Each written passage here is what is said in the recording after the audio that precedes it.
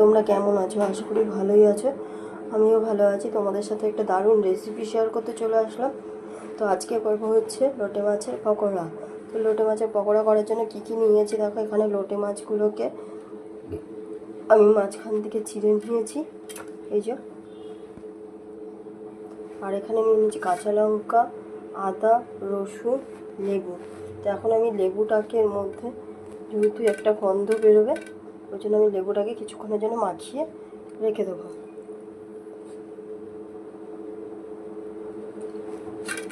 তো লেবুটাকে আমি মাখিয়ে কিছুক্ষণের জন্য রেখে দেবো।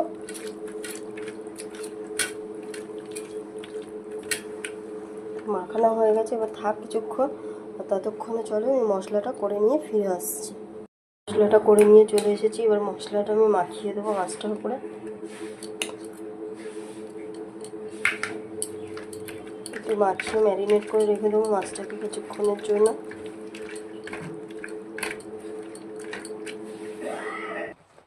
এবার এর মধ্যে একটু নুন মাখিয়ে নিচ্ছি।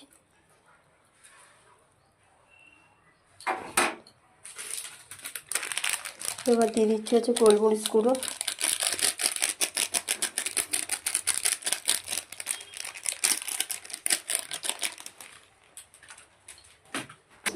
তো এদিকে আমি ব্যাটারের জন্য নিয়ে নিচ্ছি হচ্ছে বেসন,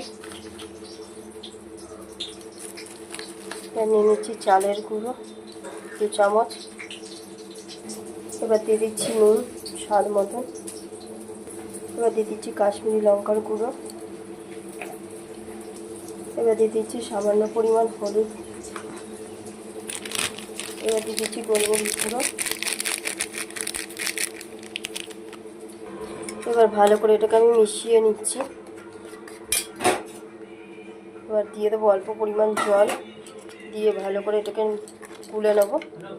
তো এদিকে আমার ব্যাটারটা তৈরি হয়ে গেছে। আর এদিকে আমি কড়াইটা বসিয়ে দিচ্ছি, কড়াইটা গরম হতে। তো কড়াইটা গরম হয়ে গেছে, এবার আমি সাদা তেল দিচ্ছি। তো তেলটা গরম হয়ে গেছে, এবার আমি মাছগুলোকে এই ব্যাটারটার মধ্যে ভালো করে মাখিয়ে নেব।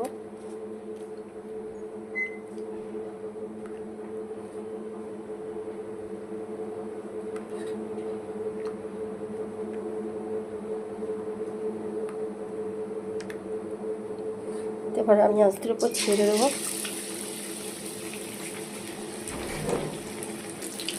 এবার আস্তে আস্তে করে এরকমভাবে তেলটা দিয়ে ওপরটা একটু ভালো করে ভ্যাসিড হয়ে গেছে।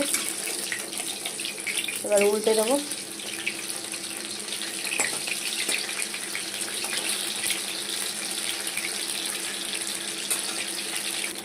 ঠিক আমার ভাজাটা হয়ে গেছে, এবার আমি নামিয়ে নেব। তো ভাজাটা আমার কমপ্লিট হয়ে গেছে। তো এই রেসিপিটা তোমাদের কেমন লাগলো কমেন্টে জানিও। তো বন্ধুরা টাটা, ভালো থাকো, সুস্থ থাকো। আবার খুব তাড়াতাড়ি একটা নতুন ভিডিও নিয়ে চলে আসবো। আজকের মতন টাটা।